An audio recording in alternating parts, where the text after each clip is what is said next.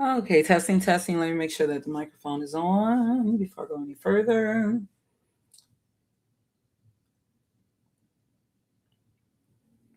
Make sure I can hear myself.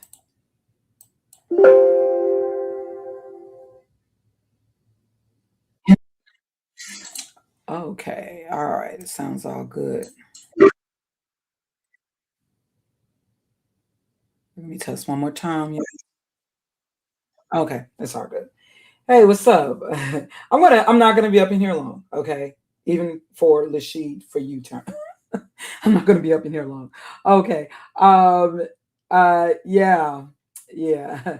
Let me do well, I'm not gonna go through the whole procedure, but fair use. Well, let me go ahead and read this. FBI warning: federal law allows citizens to reproduce, distribute, or exhibit portions of copyrighted motion pictures, videotapes, video disc under certain circumstances without authorization of the copyright holder. And this is called fair use and is allowed for purposes of criticism, news reporting, teaching, and parody, which doesn't infringe of copyright under 17 U.S.C. 107. And the copyright disclaimer reads: copyright disclaimer under Section 107 of the Copyright Act 1976 allowance is made for fair use for purposes such as criticism, comment, news reporting, teaching, scholarship, and research. Fair use is a use permitted by copyright statute that might otherwise be infringing. Non-profit, educational, or personal use tips the balance in favor of fair use. How are you guys doing? My voice should be a little better, being that I allowed my voice to rest for a second. But I need to speak on this, but briefly, because it's that time I got to relock my hair. You can tell from some of my pictures that I've cut my hair somewhat. The picture of me on the beach. But yeah, I got to relock my hair and hold on, let me do a screen share with this report here. This is shared by the channel being France 24 English, and this was shared July 31st, 2026. All right, the title of this video, this headline: it took me 2 hours. 40,000 migrants swam from Morocco into Spain's Ceuta. I'm going to assume that's pronounced Ceuta. Um, that's in Morocco. As you know, Morocco is North Africa. However, this territory, Ceuta, this is Spanish territory, although this is in the this territory is within the African continent in Morocco. All right. So let me just play this right here. I'm not going to, I got it sped up a little, and I'm not going to maximize the screen to avoid copyright issues. Let me just play this brief report. Relieved to have finally made it to Ceuta, hundreds of migrants reached dry land in the Spanish territory. They've spent hours at sea, some say more than 4, crossing from Morocco to the Spanish enclave north of the country. Now you see how, now you have Algeria. Okay, this is Africa. As you can see, this is Africa. This is, or designated, what has been delineated or designated or marked off as the continent of Africa, at least. All right, you see North Africa here, Northwest Africa. You got the country of Algeria, which I do believe is the territory that was referred to as Arsareth in the Apocrypha, in the scriptures in the Apocrypha, or the in the hidden books, where it said that the northern 10 tribes of Yasharel, I do believe that that's Algeria, although our people had the people of Yasharel, the northern 10 tribes, I do believe that they went further and further into the African continent eventually. But I do believe that Algeria, North Africa, I believe that's where Arsareth was. If you know what I'm talking about, you know what I'm talking about. But anyways, some people believe the United States, with what is now the United States or the Americas, which would not really make sense. Yeah. But no, I believe that Arsareth was Algeria. But anyways, and you see next to Algeria in Northern Africa, Northwest Africa, you see the country of Morocco. Okay, Morocco, Moors. Okay. Yeah, and you see how they're pretty much touching each other. This is what was the this area here. This is the area that was referred to as Iberia. Okay, now why is it they no longer refer to it as Iberia? But the countries including Portugal and Spain. Okay, all right, near the Mediterranean. Yeah, the Mediterranean. And so you see how they're touching each other. So Yeah, and Morocco. Okay, so let me continue to play this once again. They spent hours at sea, some say more than 4, crossing from Morocco to the Spanish enclave north of the country, in hope of obtaining asylum in the European Union, a distance of approximately 5 kilometers. Yes. I want to work. It took me 2 hours. This is my little brother. Most are Moroccan, hoping to find a stable job in Spain. But the reality, some say, is very different to what many expect. I don't understand why they come, why they're led to believe that there's a future. Yes, there are jobs, but then they're faced with the harsh reality that they have nothing, and people treat them as if they are nobodies. After an upsurge of crossings over the past few days, Spain has now decided to deploy its military to attempt to gain control of the situation. A decision that comes after local authorities had asked Madrid for more help. Italy's Prime Minister, Giorgia Meloni, has called for Spain to be suspended from the Schengen area. In response, the Spanish Foreign Minister said Italy was weaponizing immigration for political ends. Both Spain and Morocco have said they were working towards a quick return of those who'd entered illegally, and applications for asylum in Spain will be processed. Okay.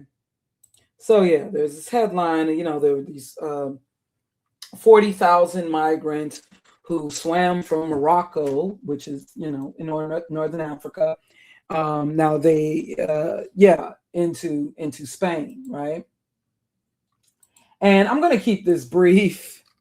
Yeah, I want to need to find, give me a second, and me looking for,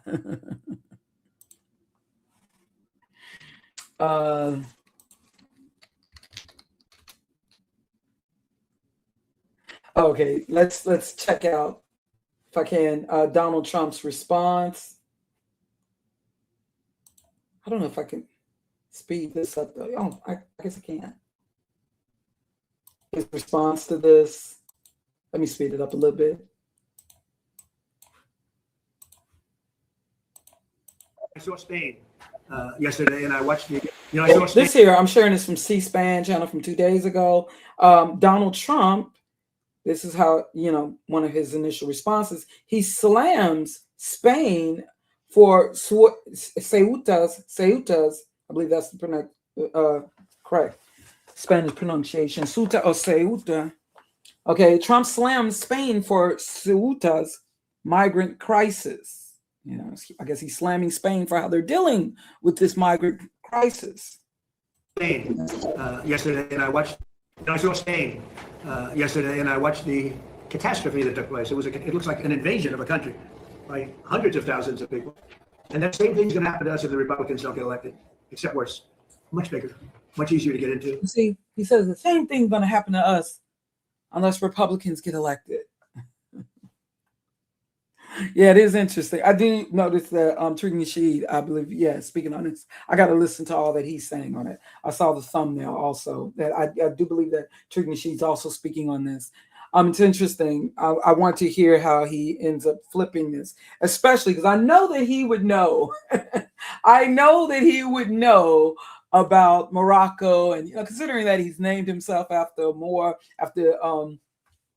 more than likely he's named himself after the Moorish invader. I believe his name was, even though they now would call him a Berber, but the Moorish invader, Tariq ibn Ziyad, I believe. Who led the Moorish invasion of Europe. Yeah, that's who I'm believing who Tariq named himself after, especially considering his infatuation that he once seemed to have with the Moors, who were not,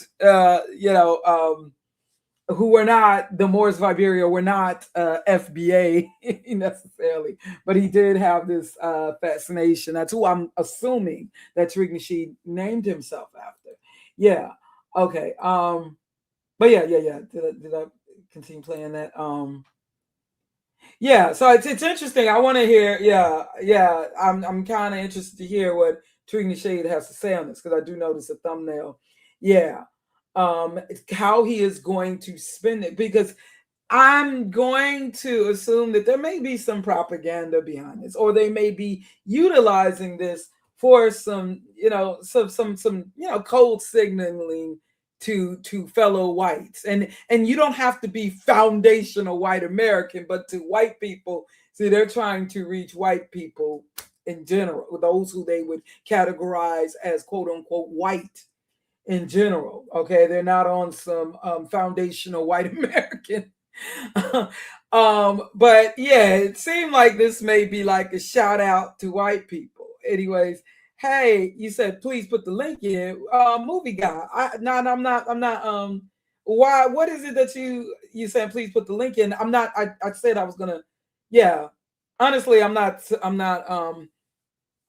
Yeah, I'm not gonna be up in here, or I'm trying not to be up in here too long. So I don't mean no, but really, I will try to have a more open live stream. I'm gonna let you know whenever I do have an open live stream where I'm just chilling, where y'all at. But I didn't plan on. I'm sorry about that. I just didn't plan on. As you can see, I'm not really. This is just me kind of responding on impulse, as I usually do. But in this case, I'm not trying to be up in here like 6 hours or longer than I need to be. So I'm sorry about that. Although I'm interested to know what it is that you want to discuss, because I think you've asked me before for the link. But you're always asking at times I don't really, because I do, but I'm going to try to allow for more open discussion once again.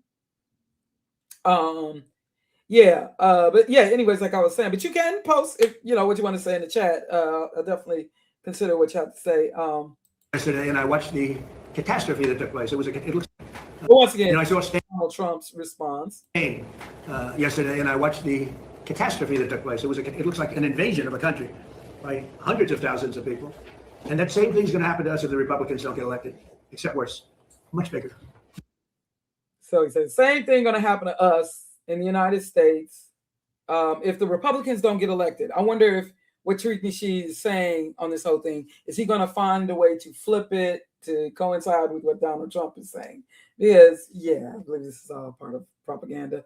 That's just my opinion. Hey, how you doing, Anna? Much easier to get into, despite the fact that we have built thousands of miles of wall, which I said we were going to do, but we didn't have that, forget it. But we have the safest border in the world. If we're not in office, our country will be invaded at levels that made Spain look small time. And when I watched it, I said, I'm going to say it because I knew you were going to be at Camp David. And I say, that's going to be a talking point for the midterms. Because of course, it's going to be a talking point. That's why I believe I can't help but question, has this been arranged so it could be a talking point, so that they could code signal. Like I remember I told y'all about back in the 80s when I was a kid. I was like in junior high. I was around that age, around that time. And I remember it was a special on the killer bees, these killer bees. I remember I was like in junior high, and this was the 80s. And there was a special about these killer bees they were Africanized bees. Okay. You probably can't find in YouTube or something where they were talking about these killer bees that were coming from Africa. And unlike the European bees, or these African bees were way more territorial. They were more dangerous, deadly. And that actually kind of scared me. Like they were coming, they put it like they were coming from, even though they originated from Africa, but they just said they were Africanized bees, but they were coming from like South America or something, and they were going to come through Florida and the southern states, and was going to make their way. Now, I'm still waiting on those killer bees, by the way. But, I was kind of scared when I first learned about it. How you doing, Reef? You remember that? With the killer bees. And now that I'm older, I kind of realized that might have been kind of white folk. That could have been code talk. Because I think about it, around that time, my family had, my black, quote unquote, black family had migrated, but it was only for a short period, from Chicago to the suburbs. And in this particular suburb, on this particular block west of Chicago, a suburb that was west of Chicago, predominantly at that time, even though it's no longer that, it's predominantly Latino now, but a predominantly white suburb at the time. And on that particular block, we were like the first black family, and probably, So this one particular block we had initially moved to in the suburbs. We were only there for a couple of years, but I wonder, was that, and at that time you had more and more black people by the 80s, definitely, although that had already begun, a decade or so prior, with blacks migrating to these predominantly white suburbs. especially after the Fair Housing Act and all that. But but you really started more and more blacks by the 80s feeling more comfortable moving to these suburbs. And I can't, but now when I look at it, that was just basically white people wink, wink, code talking, or white, quote unquote, white controlled media code talking, wink, wink, to white Americans, like they're coming to the Africanized bees. Yeah, and it was interesting. They were talking about the African bees, like they were more, they were not as harmless. The African bees, I'm sorry, they were more dangerous than the bees of Europe. They actually, and it didn't even cross my mind that this was, like some racist or xenophobic rhetoric. But I think that it was just like when you look at now, we know a little more behind what could have, behind the movie King Kong, using these little symbols and talking in codes, whether they're saying quote unquote woke, how white folks, how they just can't really be direct. And, they throw these little hints at each other. Oh, no, you didn't. The BT 1000s.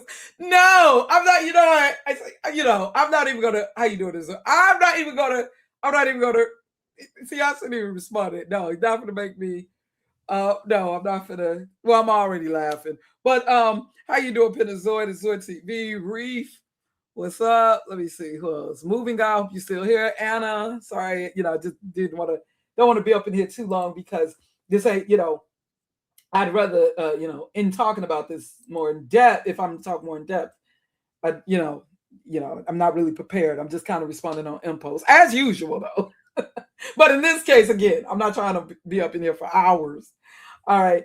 But, like when I'm looking at this, okay, because I'm looking at some of these, like check out what I'm talking about.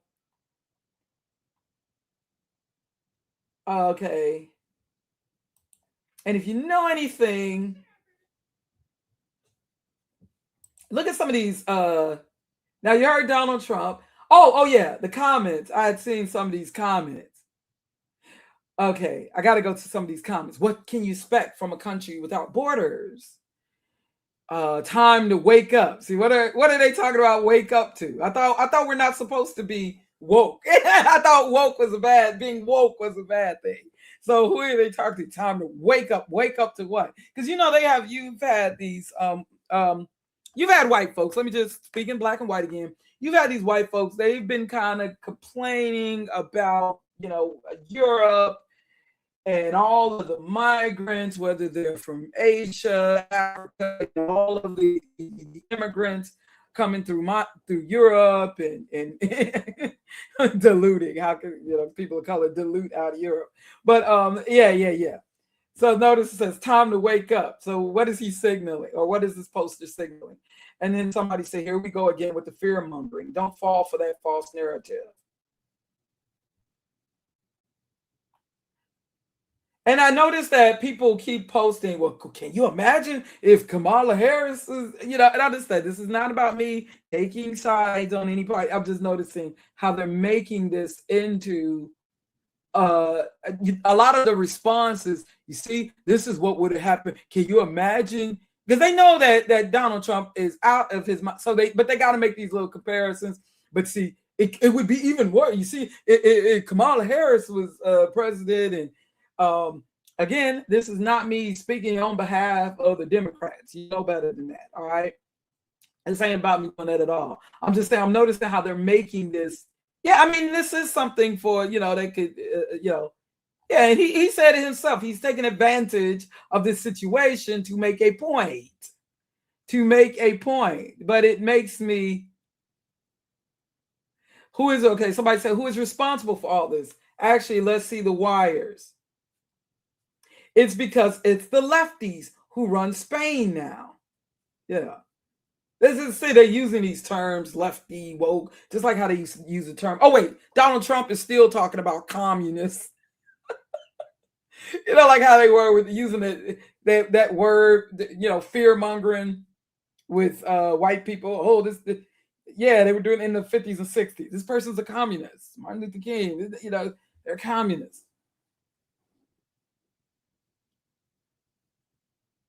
Why doesn't he talk about his friend, the king of Morocco? The crooked king even named a road after the orange Caligula. Don't, don't believe this charade. It's all fabricated. Okay, this invasion looks like a textbook CIA planned inside job. Maybe the documentary will be on Netflix in a few years. Okay, so go on to a few of these comments. And then I'm also looking here. I'm also looking at some of the, when I was looking into it. Now, we have been told that the people of Morocco, they were Berbers, they were Arabs, they were Berbers. We were told that they were these more Caucasian-leaning Berbers or Arabs, you know, even though I have shown you. Oh yeah, and when you get a chance, don't forget my remember, I've done quite a few. Please subscribe to my other channel. All right, Lashid, for your receipts. Let me give you. Let me put that in the chat room. Let me give you, in case you, so you can go over there right now and subscribe. Yeah, I know I did. This was rather lengthy, you know, stream on the Moor. The Moors were black. I know I had a shorter stream video on the Moors. The Moors were black, and not just because I said so. The reason I titled it that, because I had people coming in the comment, the Moors were not, you know, and it's because they say so. I'm like, okay, well, all right, what? Because this is what you post. Okay, but I'm going to show you the Moors are not, or black, quote unquote black. They would have been categorized. They were categorized as quote unquote black, but not just because I said so. But I will show you what your own people said. I will show you what your own museums displayed, what your own historians wrote, what your own, who created these dictionaries, encyclopedias. Yeah, I go, it's a little, I had a shorter video, but I go a little more, you know, more extensive discussion here on the Moors. All right. But what you see today, but like I said, the Moors, that's from illustration from 1960s publication of Sinbad the Sailor.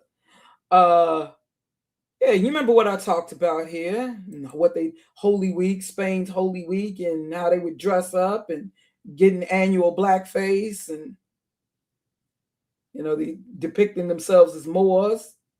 I'll talk a little more extensively, and I'm not showing no AI generated images and stuff. I talk a little more extensively on this in this live stream here, and showing you, is that the KKK? No, that's the costume for Spain's Holy Week. Do you think it's a quinky dink that the costume, yes, I'll say costume, that is used by the KKK?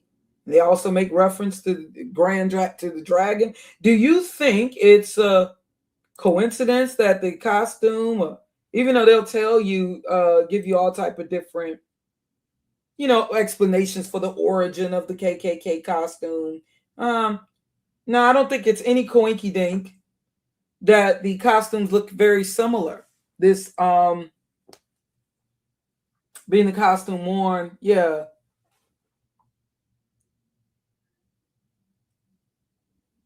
representing, you know, Spanish Holy Week, you know, Christianity, quote unquote Christianity conquering Islam. But I go into, so what you're seeing today with a lot of the Moroccan people of Morocco or North Africa now, that they're showing you today, is a result of, you know, racial mixing. Okay, a lot of those, and those, because remember what I told you, Arab basically means, well, in the Bible, Arab represented, that the word coming from the word Arab, meaning mixed. Now that could be just mixed nations, mixed lineages. It could be represent even the same race. Mixed wanderers, as you know, the original. And I go extensively in this discussion over 4 hours. You can skim through.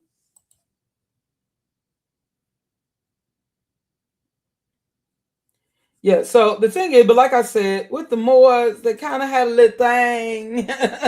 Unlike the Jews of Portugal and Spain, okay, you know, or the black Portuguese, unlike the Jews of Portugal and Spain, who are also black, by the way. But anyways, who also quote unquote black, or be categorized as black or negro. The Moors, they actually were more open to intermingling, you know, with the foreign women, if you will, you know, like the Turkic women, the white women. All right, you know, these paintings that they would. Now, these paintings could have also been many of these paintings from definitely prior to the 20th century. But this could have also been used as propaganda. These paintings might have also been used as propaganda, you know, like showing them with the harems and bathhouses. But see, eventually this led to the tawny Moor, where they had to like make a differentiation, black or Moor, because not all eventually the Moors became lighter and lighter skin, obviously. And then when you consider these Slavic women and yeah, the Slavics who they had captive and yeah, or oppressed under them. Yeah, it's interesting how the Moors, they become black only when convenient. Now, when they're talking about ancient civilizations and contributions to Europe, then they're white. Then they're white because they have to make the statement that the Moors have contributed nothing, or that black people, the quote unquote black Negro, whatever, has contributed nothing really to civilization. So, of course, that's why they have to, you know, claim that the ancient Egyptians were these perhaps dark, swarthy Caucasoid. No such a thing not by Blumenbach or Miner's definition. But anyways, but if you notice now, all of a sudden, they know what they're doing and hinting. Now, though, you know, so we know that from the time of after the sacking of Rome around the 5th century, around 410 AD, you know, Rome was sacked by the quote unquote barbarians. You know the sacking of Rome after the fall of the Roman Empire, the sacking of Rome. Eventually, by the 8th century AD, you know, like around 711 AD, yeah,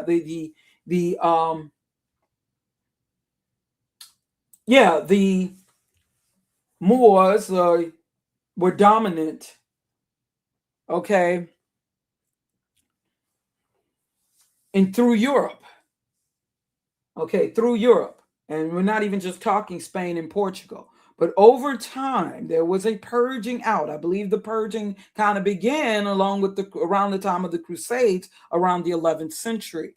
All right, over time there was a purging out of these Moors and Jews, these quote unquote black people out of different parts of Europe, leading up to the ultimate around the 15th century, that ultimate year 1492.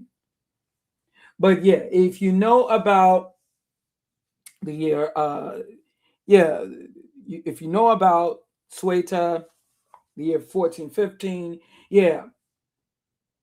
But anyways, yeah. So from that period, from like around the 8th century into about the 15th century, you had what was referred to as the Dark Ages. All right. Now, they will claim that it was called the Dark Ages because it was a dark, gloomy time in Europe of famine, pestilence, poverty, you know. Yeah, it was a hard time for Europe. That's what they will claim. All right. That's what they will claim. But if you notice, they don't call it the Dark Ages anymore. They call it the Middle Ages or medieval times, if you notice. And 1492, after 1492, you had going into the 16th century, you had the Renaissance, or like the rebirth, renewal, kind of like a renewal of Rome, but in a different, you know, a sense. Yeah. Almost like a re-rise, or, you know, that's why when I talked about the phoenix and what it represents, the bird of Edom, even though the eagle today is used as the mask for the phoenix. Do you understand? Yeah. Yeah, but eventually, as you know, the Moors, and this picture is authentic. This painting, this image here is authentic. This illustration here is authentic. All right. In fact, let me give you, you know, this shows here like yeah. Now this is depicting like a supposed Moorish invasion. Yeah. And there's also, we could flip this picture. You can flip this picture. Yeah, this is actually from the 14th century, 1300s. This picture here is depicting, you know, it's from the Chronicles, I believe, of France.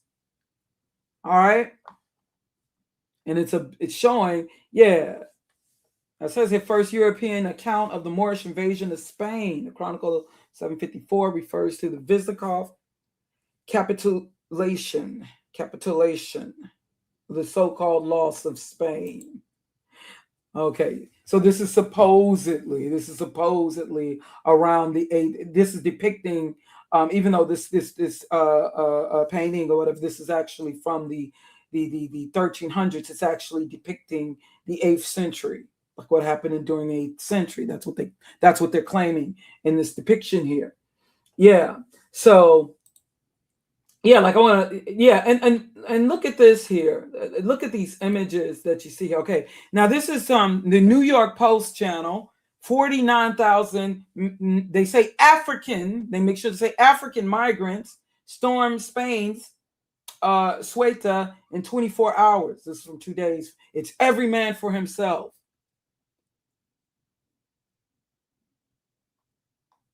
Okay.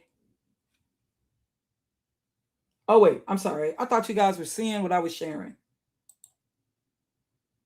Yes, Cueta migrant surge reopens Europe's immigration divide. Thousands, yeah, just looking at some of these headlines. Yeah, 49,000, New York Post, very interesting. 49,000 African migrants storm Spain's Cueta in 24 hours. It's every man for himself.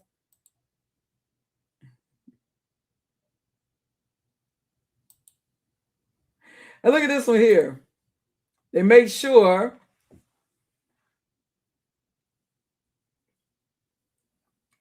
and some of these thumbnails, I'm noticing that they're showing.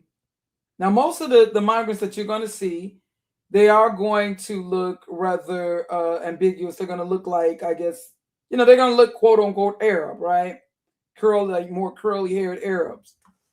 But they're making sure with some of these thumbnails, even if, let's say, a black kid like him, I don't know, I haven't been there. Let's say if he actually represents a minority, but they're you know, in Morocco now, today, perhaps, I'm not sure, or maybe that's just what they've been showing us. But now notice how some of these thumbnails, they want to make sure that you see some black male in the thumbnail, a darker looking.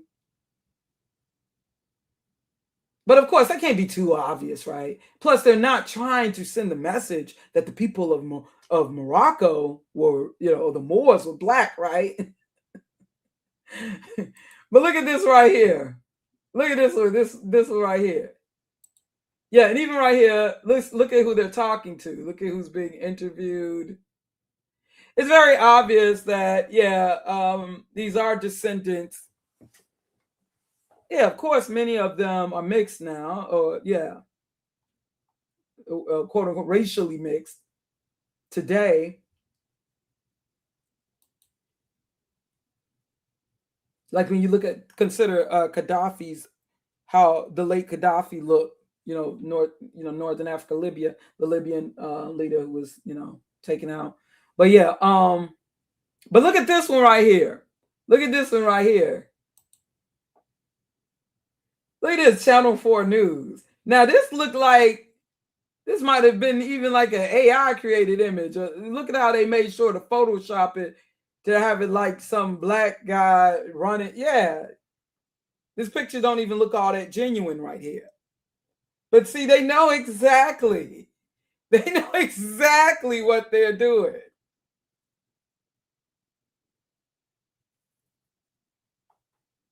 Okay, you saying I thought, hold on. Let me see what I'm correcting on.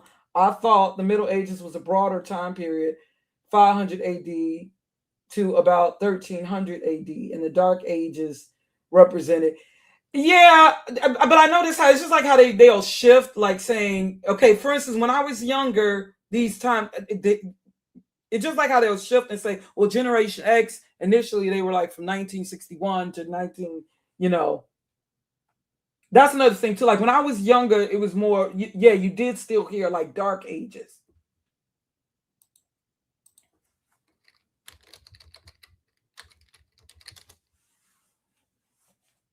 But I noticed you don't hear that term. Okay. But and just doing an AI overview, a quick Google. Okay. The Middle Ages or the medieval period was a period in European history lasting from the collapse of the Roman civilization in the 5th century CE. Yeah. Yeah. I mean, but like I said, I did say that's why I talked about I did talk about the collapsing of Rome. But I just feel, I still feel that there was some centuries in between that. But I did I did say from the time of the collapsing. I just said more specifically though, from 711 AD, 8th century. But that's why I did mention, because we can definitely say by the 8th century, we could definitely say that, yeah. And of course I'm thinking more also Islamic, conquest. Yeah, and like I said, okay, now it says this AI, I can show you right here. The Middle Ages or medieval period was a period in European history lasting from the collapse of, that kind of pretty much what I said. I just went on, I jumped to the 8th century, but that's why I mentioned the collapsing of Rome. Lasting from the collapse of Roman civilization in the 5th century CE. Yeah, that's like what I said, around 410 AD is when Rome was sacked, to the start of the Renaissance in the 14th and 15th centuries. Yeah, that's pretty much what I said. But I just said, I just wanted to be more specific. When was it? The Islamic conquest. Well, we know that was like 711 AD, the 8th century. Yeah, and it's commonly right. This is something also broken down into 3 main phases. Yeah, but I'm just,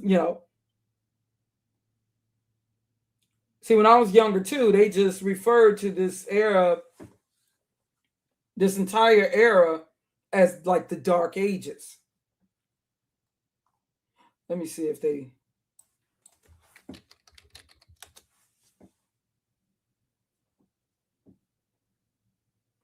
Right. Notice that, like you see, it says here, it's an outdated and mostly abandoned term. But when I was younger, they were still saying the Dark Ages when I was younger. That's another thing too.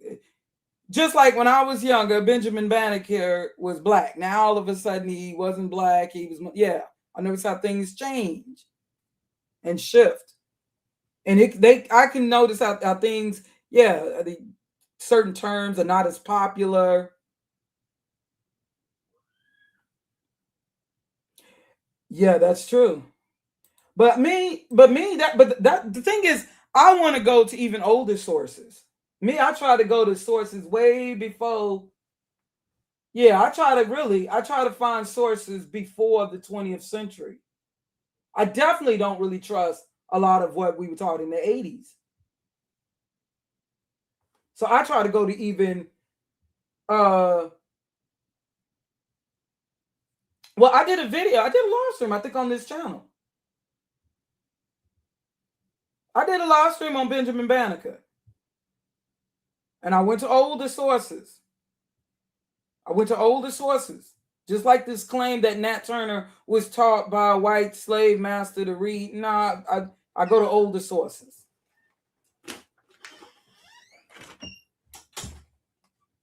I mean, you don't have to agree with me, but I may do that again on Benjamin Banneker. I think I got it on this channel.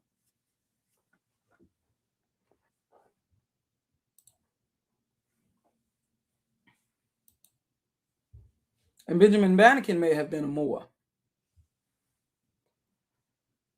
Well, we weren't taught a lot. There are certain things, but I do notice that certain things have changed. And I'm not saying that those are factual or the truth either. But yeah, by the 80s, a lot of totally whitewashed. Yet and still, like there was no mention in schools at all of the Moors. That was stuff you had to learn on your own. But you would hear them still mentioned, like in movies, just didn't know exactly what they were talking about. At least not in the schools I had went to.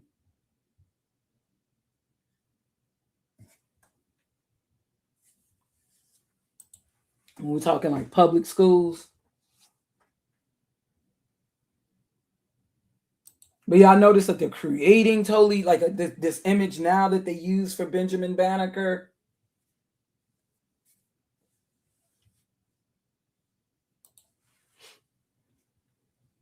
But yeah, sorry. But yeah, like this image right here that they're using. Notice how they're showing them blacker and blacker. This is another image, depicting this is shared by theguardian.com. Chaos of border crossing gives way to limbo for Moroccans on Ceuta's streets. Ceuta's. I'm gonna look into the origin of that word. Yeah. Now these are some people that they decided to show among the more than 50,000 who entered Spanish enclave this week. Describe the journey and the prospects, and it's showing the people resting on a beach. Now, why it's obvious that they're showing these people here. This is the image that they decided to show at theguardian.com. Now, let me share this.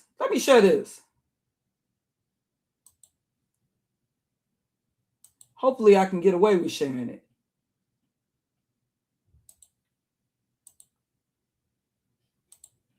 Doggone it. Okay, from the Young Turks. From their channel.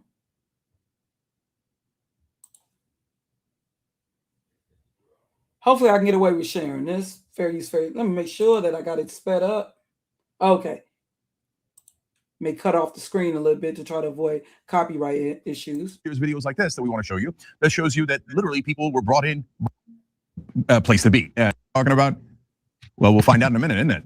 Okay, so first, let me show you what's going on here so you have a sense of how this is working, and then I want to tell you the reasons behind it. So look at Cueta on a map here. So even though it is part of Spain, it's actually in North Africa. And so it's right next to Morocco. It's disputed territory. Morocco has said for a long time that they think it's theirs. And so could the Moroccan government have been involved in instigating things there? Well, that's almost certain, as we're about to show you. But you see, it's not connected to the mainland in Europe, but since it is part of Spain and hence technically part of Europe, people that are there and have legal citizenship can go anywhere in the EU. So it is a very relevant place to be, especially if you gain citizenship. Okay, now let me show you how people are pouring into that area. And this from the Wall Street Journal, they did a good job of showing you. So the area is up on the north there, you see the dotted line, and a lot of people rushed through on land, but a lot came through the sea, and that's where unfortunately 34 of them died. There's a reason why they went through the sea. I'll explain that to you in a second as well. But did people just wake up one day and go, hey, you know what? I think I'll bum rush Spain.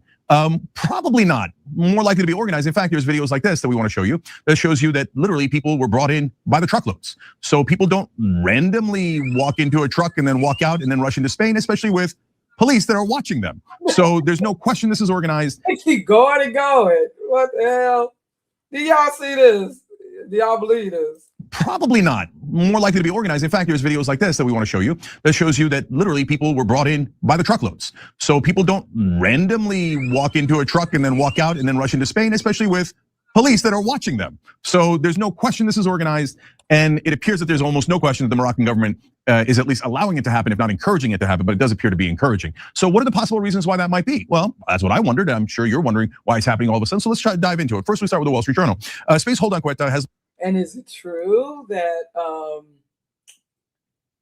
is it true that Donald Trump is in cahoots with the Moroccan leader? Is that true? I don't know if that's true now. Long been a point of friction with Morocco, they explain. Morocco doesn't formally recognize it as Spanish territory. At times it has dropped controls on its side of the border. Okay, I'll look into it. I'll look into it. I'll look into it on Benjamin Banneker.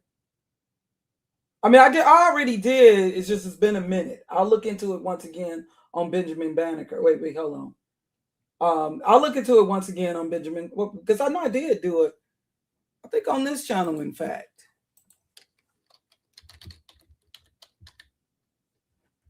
Yeah, I did, in fact. 2024.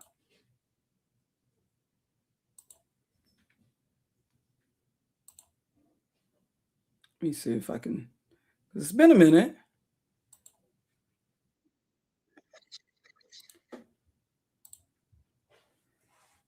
One thing, all of the designers and Yeah, I did the thing. Yeah, in 2024 on Benjamin Banneker. Now, this is the image I noticed that they're now showing, black or mixed or more.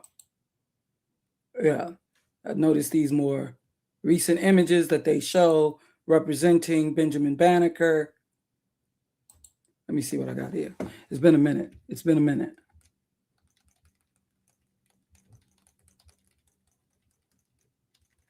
Yeah, in fact, I got here Benjamin Banneker's mother. Hold on.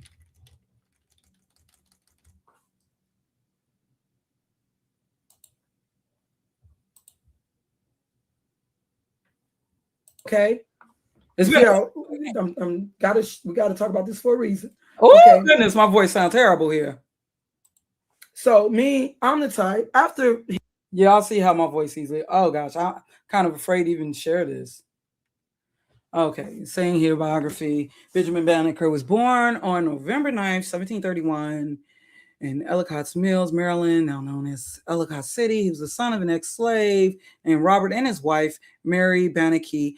Mary was the daughter of an English woman named Molly Welsh, a former indentured servant, and her husband, Banka, an ex-slave, whom she freed and who asserted that he came from tribal royalty in West Africa. Because both parents were free, Benjamin escaped the wrath of slavery as well. He was taught to read by his maternal grandmother and for a very short time attended a small Quaker school. Primarily, Banneker was self-educated. He taught himself astronomy and accurately forecasted lunar and solar eclipses. Hearing it, I was like, wait, I got to do my research. Okay, give me a second. In the American.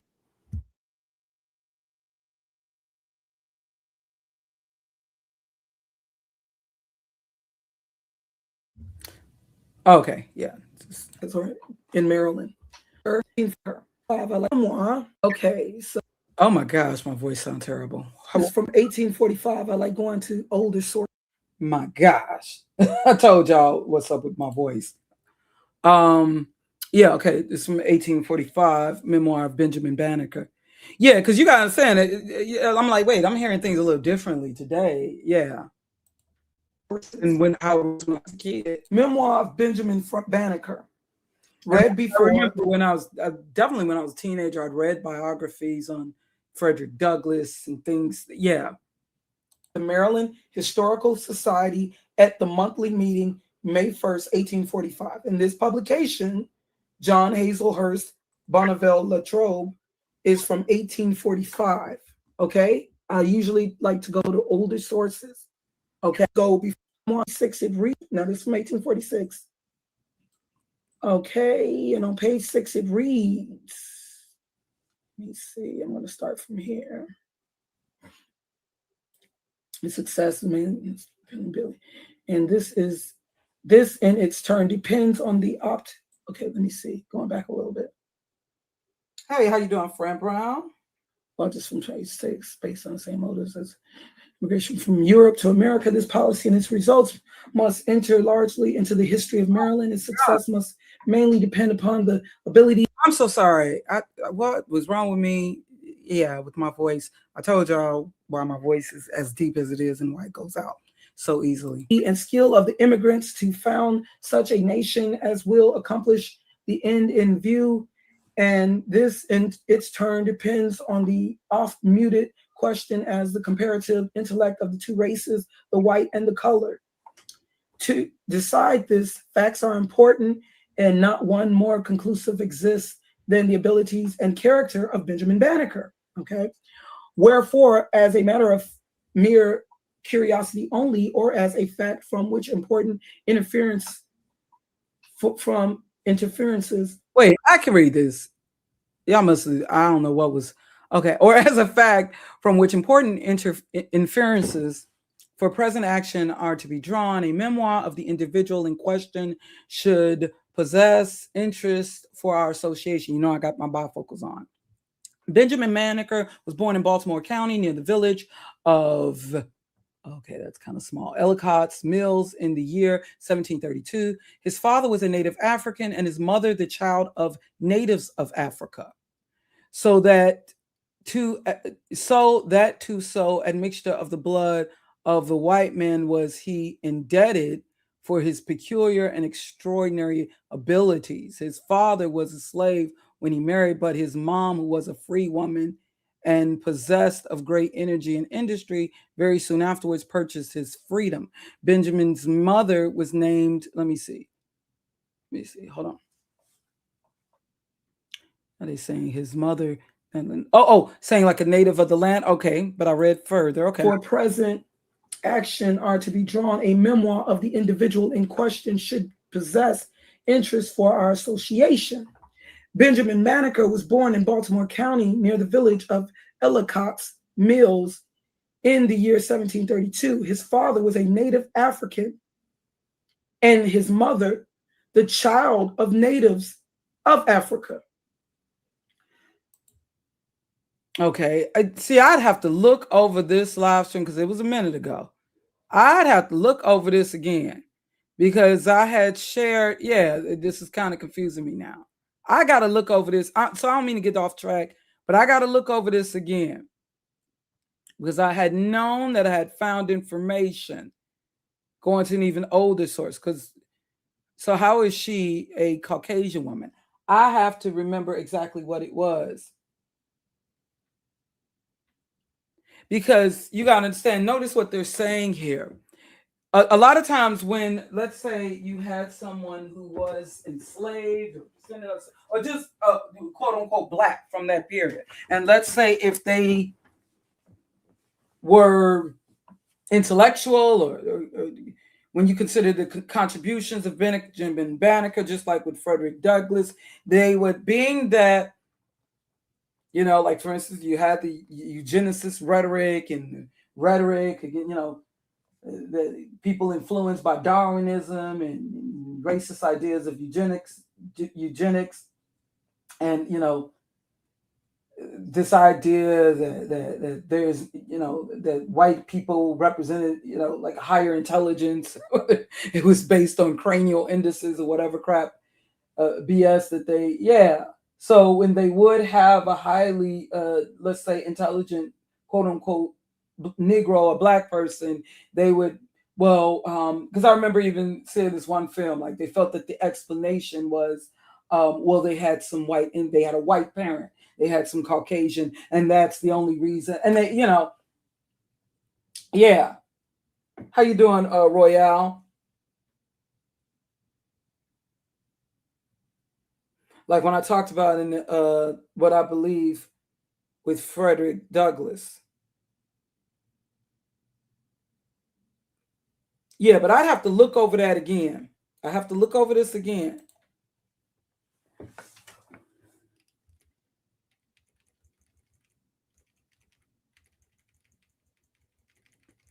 Yeah, because I did an extensive live stream on this. This was some years ago. And I can't even recall all the information that I had presented. Yeah, because what I was more curious about with this live stream was because I had learned that Benjamin Banneker may have been a Moor.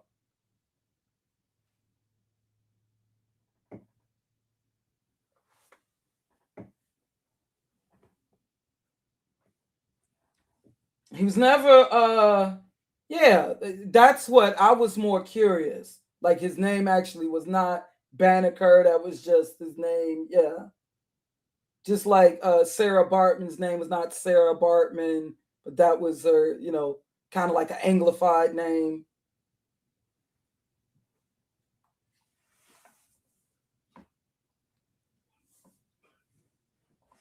Yeah, so that's what, yeah, so I go more into talking about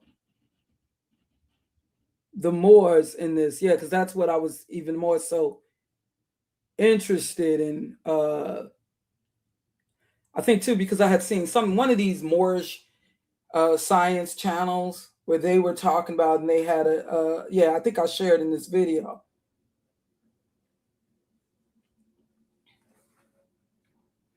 But yeah, anyways, I'm sorry, I don't mean to, but yeah, let me look over that again if I get around to it. But you know me, I'm lazy. But well, I've become lazy, but I still try to, even though I've become lazy over time, I still try to back up what it is that I believe.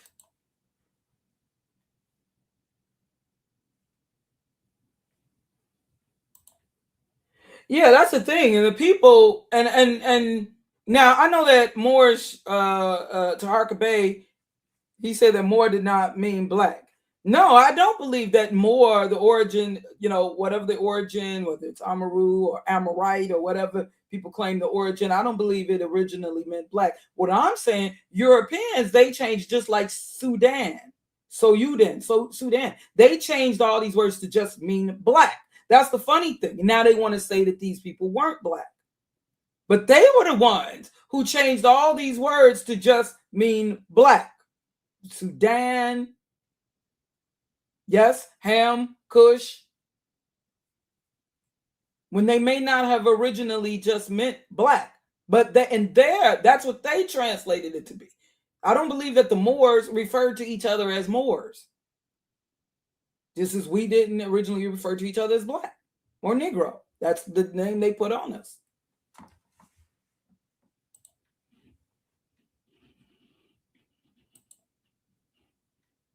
Yeah, I'm not saying this ain't no shame.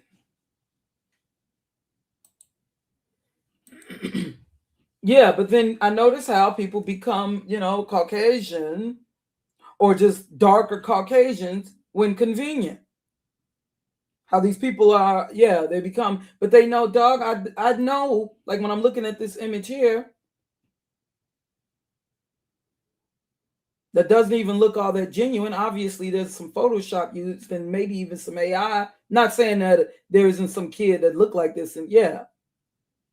But I do believe that they're using this as this is being used as propaganda, like they're hinting at white people who know what they're hinting at. You see this lovely lady here? Doesn't she look lovely? She looks like she looks like a social justice warrior, doesn't she? Well, this woman who you see right here, this is, forgive me for any mispronunciation, and she has an interesting name, Dolores Ibarruri. Ibarruri, I'm assuming that's how you pronounce it. Ibarruri. Okay, so Isadora Dolores Ibarruri Gomez. All right. And she lived from 1895 to 1989. She was also known as Passionaria, or the passionate one, or passion flower. She was a Spanish Republican politician during the Spanish Civil War, which lasted from 1936 to 1939. And she was a communist. She is renowned for her slogan, "No pasaren." I'm giving you a wiki quickie. "No pasaren, they shall not pass," which she issued during the battle for Madrid in November 1936. Okay, so yeah, what is it? Why am I mentioning this woman? Well, it's taken here from the let me see, where's this PDF file from? Okay, this is from the Netherlands University Leiden, the Netherlands. Okay, guns, culture. This is the title of this: Guns, Culture, and Moors, Racial Stereotypes and the Cultural Impact of the Moroccan Participation in the Spanish Civil War from 1936 to 1939. One of her quotes, one of this woman's quotes.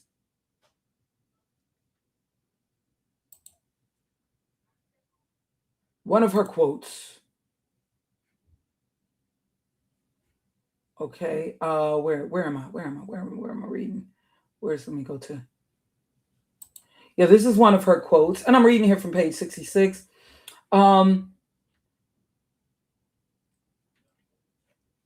it says here, as the nationalists gained advantages from the fearsome reputation of the Moroccan troops, the Republic also built on that reputation to exhort its followers to fight to the bitter end, especially when defending Madrid, Spain.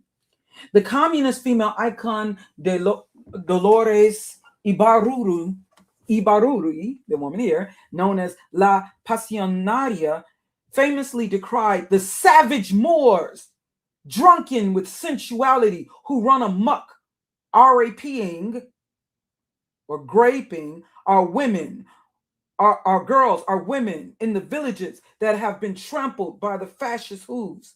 Moors brought from the Moroccan Adwars or Arab villages, from the most uncivilized of the Riffian settlements and rocks. Okay. So, yeah. And see, during the 1930s conflict, Ibarruri, she used the phrase, to denounce the nationalist use of the regulares or Moroccan troops, Yeah, and she decried the savage Moors. And she went into talking about how they're running amok, drunken with sensuality, who run amok, raping our girls, our women in the villages. That's one thing. Remember when I showed you, like in the state of Israel, and, this also comes from, racial stereotypes and the cultural impact. Yeah. Again, this was from what's the name of this publication? Again, the racial Guns, Culture, and Moors, Racial Stereotypes and the Cultural Impact of the Moroccan Participation in the Spanish Civil War. Yeah, so, statements such as, and also there's a very interesting book here. Let me try to, this publication right here. Oh gosh, that's a bad image. Let me try to find a better image of this book. Yeah, by the way, this is her.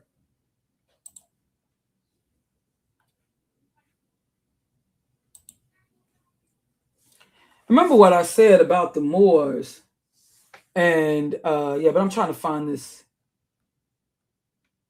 Oh, okay, I believe this is the author here. This open image, new tab. Let me try to go to this. And you see this, The Return of the Moor. Okay, let me get, because they got it here. They got it here, and I'm now interested in reading it.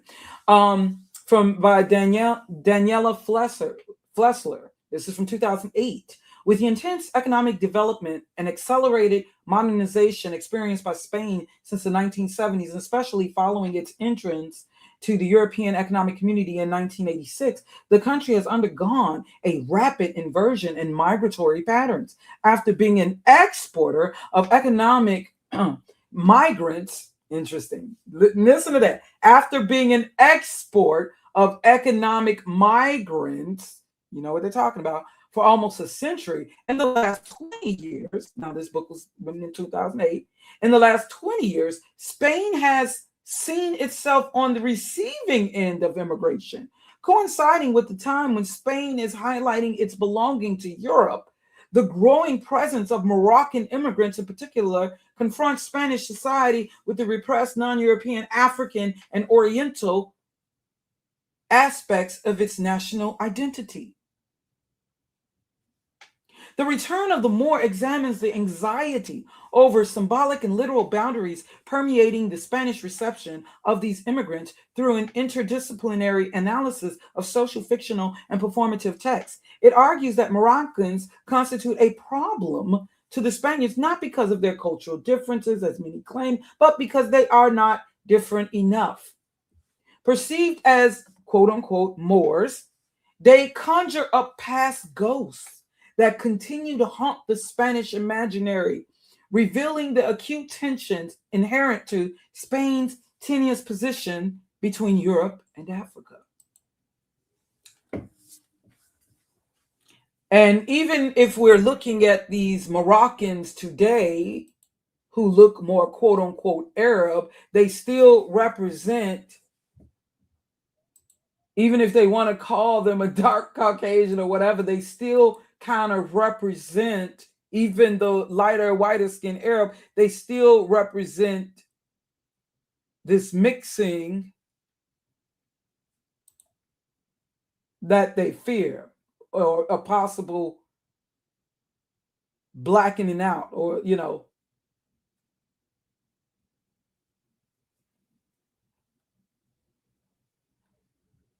and even like, okay, when you look at the images of the Moorish harems, those old paintings,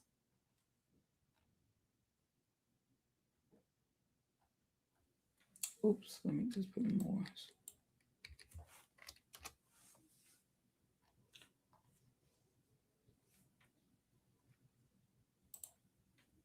Not just the paintings, but I'm trying to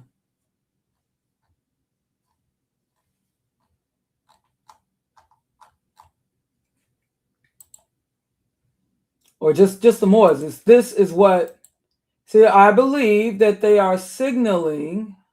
I'm just trying to.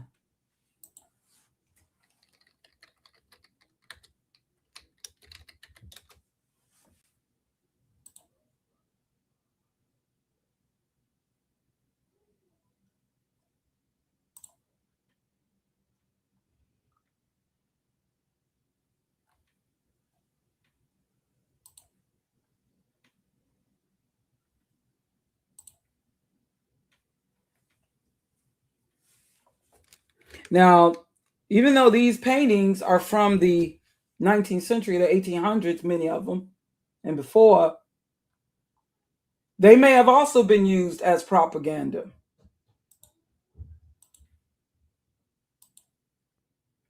These paintings by white Europeans,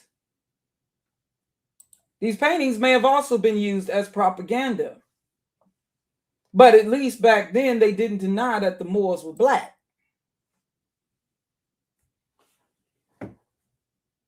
Yeah, it's interesting. It's also making me, wonder also about, because you got to understand, just as we had to serve our time for what our ancestors did, because, there's talk of the plagues returning. They said that this is prophecy even. And there's some really interesting things going on in Europe right now. And then at the same time, I heard that there was, when you consider the Sahel Alliance in West Africa, I hear that there may be 7 more countries that are proposing to, Donald Trump, the U.S. military may be proposing going into Mali.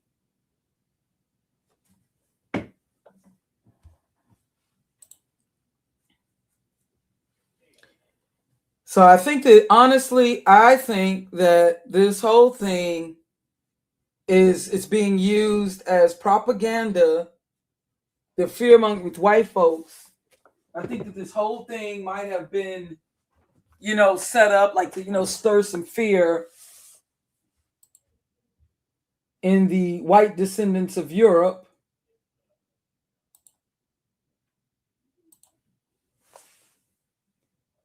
Yeah, you went from the obviously black Moor, tawny Moor, to so-called Berbers, Arabs and Berbers today. All that Berber mean is foreigner or stranger. But I showed you guys in these older, you didn't even see the word Berber being used in them defining the Moors. Okay. And like I said, why is it, they decide, Holy Week, yeah, they dressed up in costumes looking very similar to the Ku Klux Klan. Like I showed you, these are not AI images. These are images, in fact, from before the 16th century even. These are images from before the 1500s. Now look at this image here. Look at this is supposedly in Europe. And who are those? Look like they're like Templar, look like they're the Crusades, representing yeah. Now, who are the people in the castle now by this time? And they're being trampled and defeated. They know what they're doing to. They know also what they're doing with this. I haven't seen this Lupita Nyong'o. Is it true that she's like playing Helen or Troy? They know what they're doing and triggering. They know what they're doing in casting not just even a Black American, but Lupita Nyong'o, a more indigenous Africoid woman for this role. They know what they're doing and triggering, white people. That's the plan. The Edomite powers that be, they want white folks to be triggered. They know what they're doing with these commercials showing mixed, couples and interracial couples, promoting interracial, like with whether it's this show, Love Island. They know exactly what they're doing. And they want them to be stirred up, make them feel as if they're losing or they may be losing.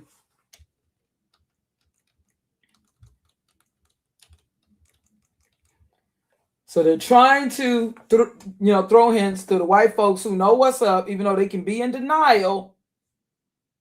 They're trying to throw hints. This is my opinion. We're going to be going back into the dark ages. That's what I think. Let me just a little more. Yeah, allowing people to search. I think this was all orchestrated. That's just my opinion. I think this is all orchestrated. But it does appear to be encouraging. So what are the possible reasons why that might be? Well, that's what I wondered. I'm sure you're wondering why it's happening all of a sudden. So let's try to dive into it. First, we start with the Wall Street Journal. Space hold on Cueta has long been a point of friction with Morocco, they explain. Morocco doesn't formally recognize it as Spanish territory. At times it has dropped controls on its side of the border, allowing people to surge forward and overwhelm border defenses in Cueta. So this is a tactic that Morocco has used before, including as late as 2021 over different disputes they've had. So now this is done on a much larger scale than in the past, but it's not like the Moroccan government's above it. They've done it before and like I said, almost certainly involved in some way now. Yeah, now I don't know if it's true.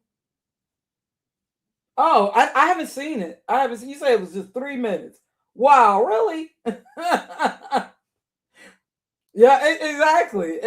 I mean, they've done this the whitening out, the blanque, they've been done that all the way. And that's why also even when I talk about certain people in history, I'm like, wait a minute, when did this person become biracial? And they could have been. There are some people that they could have just labeled as Black or Negro. Like, I mean, it's obvious, yeah, but that's the thing. Like with Charles Drew, yeah, he was labeled as Negro, but I looked at his pictures when I was younger and I could clearly see that Charles Drew was, definitely ambiguous, mixed.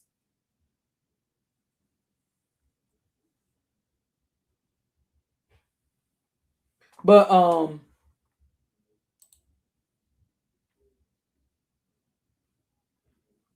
yeah, and in some cases, they'll make the person in history darker.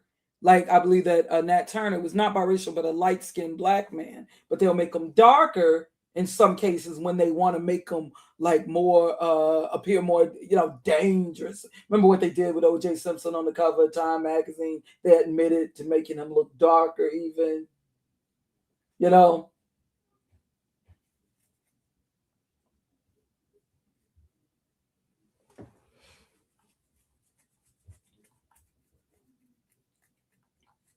But yeah, I believe this is propaganda.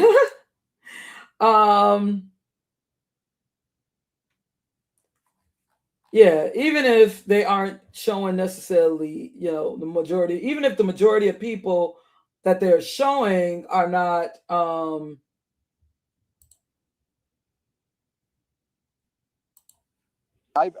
what we would usually think of when we think of as Africans, I do still think that this is being used. Yeah, I know. Notice, yeah. See, they know what they're doing. Now, any other time they would show us Morocco, they just like, they'll show us the whitest, lightest people, right? But now all of a sudden you're seeing an abundance of Black people.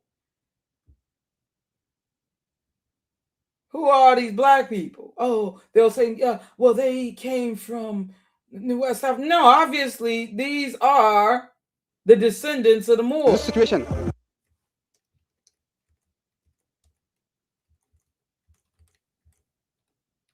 Now, notice that, like right here, they, okay, wait. I prefer So they're saying that this is a Sudanese migrant, really?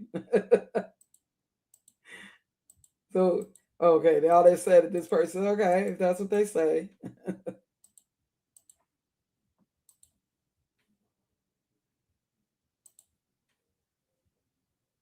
Okay, so they're saying that these are, y'all believe that these are people who migrated actually from the Sudan, or were they already there? And they just don't show us these people in Morocco. Were these people already in Morocco, do y'all think? They know exactly what they're doing.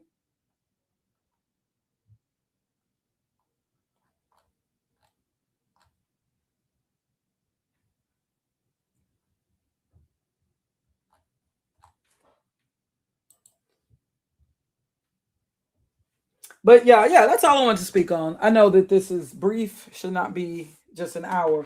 But yeah, maybe I'll go a little more and extensively talk about this. That's all I want to speak of. It just I know it's up, and it's been more stuff I've been wanting to talk about. Nothing goes viral coincidentally, even with the whole thing with Chris Brown. I don't know. I feel nothing goes viral coincidentally. What's another thing I was thinking about talking about? Yeah, nothing goes viral. Yeah, and it's funny, my niece Tasha, she just texted me yesterday because she wanted me to speak on the whole thing. She was sharing with me all the racist stuff they saying at Lupita Nyong'o yesterday. She wanted me to talk on it. She had texted me on Lupita Nyong'o, and and she's like showing me the racist stuff, how they're depicting Lupita Nyong'o, and as monkeys, and primates, and animal primates and all that.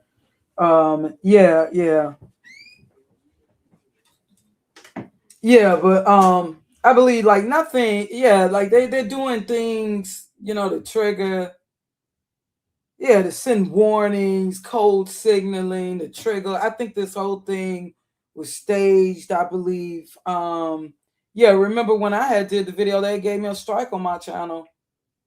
I had just did a video. This was around the time, right around the time Biden was entering, and I respond. And it's not about me co-signing, but I did take for what Trump was saying, who built the cages, Joe, because I wanted to point out some things on Joe Biden. You understand? Because I'm not on either side. I'm not with the Democrats or and they gave me actually a strike on my channel for it because they didn't want any talk up in here that was going to, interfere with the elections. You hear me? Now, how is it I was getting all these strikes and nobody, didn't seem like others were, but I couldn't even talk on this stuff. But and me sharing some, footage that I believe may have been, staged or scripted or, organized or orchestrated. Well, it's interesting. I noticed that. I don't know exactly. I got to listen to what Trick the Sheet's going to say all on it, but I guarantee you he going to flip this into an FBA versus Tethers thing. Okay, even though he's a person himself. Now the Tariq Nasheed that we thought he was in, let's say 2010 or 2012, he would have been pretty much saying what I'm saying right now. He named himself, obviously. He changed his name, I believe he was inspired by Tariq the MOOR, Tariq the Conqueror, the Islamic conqueror, 7-11.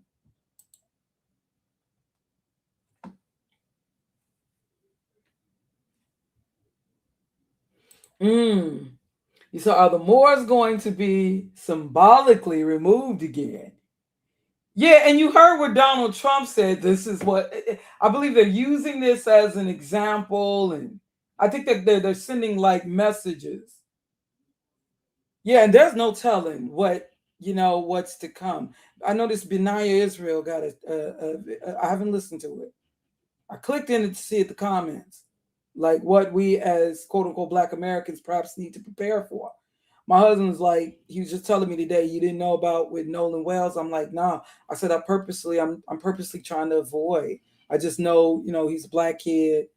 He may have had like a Filipino Filipino or part Filipino mother or something like that. He's a black kid who, I guess he accidentally drowned, and there's suspicions him being, the only black person amongst his white friends, and yeah. So my husband said they're saying something that they believe it. Yeah, he just told me today because I don't know the details. I've purposely, avoided learning the details on that, but saying that like it may have been like there's talk of they believe it may have been something ritualistic. Like my husband said today, like some of his organs were like, what? I don't know what to believe. But it is some really yeah. And yeah, I definitely believe that we got some plants. I noticed how this is another thing too. Like this whole thing, they're using this thing with Tyler. I believe that they are using this young female artist for propaganda, and it's really, really sad. I'm disappointed because I noticed that Phil Advise, I noticed the video of his, because I noticed that was his channel, right? What's that channel he got? African Diaspora News. I just noticed the thumbnail. It was on Tyler, and when I hovered over it, it looked, I believe he had a black woman speaking on his his channel, his Diaspora News channel, or whatever. And it seemed like they're playing on the whole thing with the Nigerian supposedly versus South Africans, or South Africans versus Nigerians. And they're using, I noticed that it seemed like they're using the artist Tyler to, almost like, I don't know, it just seemed gossipy. It seems gossipy and instigating. And they're using her as a, because for whatever reason, we're all supposed to have the, have this disdain, like they're using this young female artist. And this ain't even about me, whether I'm a big fan or whatever. No, I'm just saying, I believe that she's being used as this example for propaganda. And it even makes me wonder with the whole thing with the that woman that was Chidima Adesina that was competing for the conflict that she's been having as a Nigerian a Nigerian descendant who was raised and I believe pretty much born in South Africa, but there was it's just making me wonder a lot of how much stuff is. But anyways, you see I'm kind of all over the place, not very organized right now talking about this. This is just on impulse. So I will get back with y'all later. Thanks so much for joining. And y'all enjoy the rest of your week. Yeah, I believe it's probably, I believe this is, I believe it, like the African killer bee, the African bees that you got to watch out for, they will be coming to, I'm still waiting on those Africanized bees who are much more dangerous and more territorial and deadly and more violent and savage than the European bees. I'm still waiting on those killer bees. They scared me with that report when I was a preteen, when I was like 13 years old in the 80s. I was like, oh my gosh. And I was kind of scared by that because I remember the movie with the killer bees. What was it, from the 70s or early 80s? So that kind of scared me. But now that I'm older, I realize, this was wink, wink, code talk. These black folks, they move to the suburbs. There goes the neighborhood. The killer bees are coming. So, I'm still waiting for those dangerous killer bees, to come. But anyways, I'll get back with y'all later. Much peace and much love, my family. Enjoy your week.